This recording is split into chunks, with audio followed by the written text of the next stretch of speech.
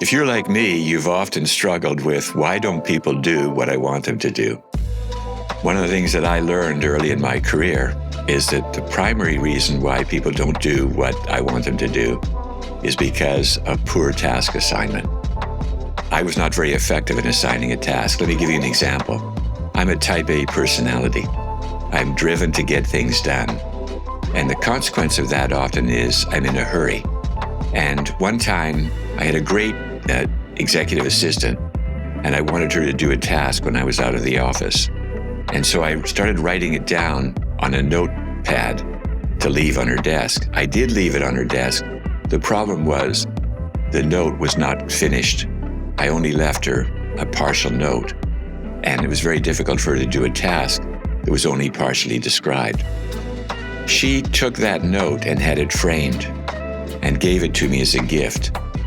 It was a reminder that you have to take the time to assign a task effectively. There are 4 dimensions of a task: quantity, quality, time, and resources. You have to speak to each of those. What's the quantity of the output you're expecting? What's the quality standard to which you want the other person to adhere? How much time do you anticipate it will take? And what resources will they need? Now, the challenge is that in addressing those to ensure understanding, you have to do something before and something after. The first is you have to set context. By definition, context means, how does this tie together? How does this fit within the person's role? And you have to describe purpose. Why is this important? Because we are all time compressed. We have more tasks to do than we have time to complete them. So the other person to whom you're assigning the task needs to understand the priority of the task. Then the other element, once you've described or dealt with quantity, quality, time, and resources, is dialogue. Dialogue, by definition, means to engage, to share meaning, to seek understanding.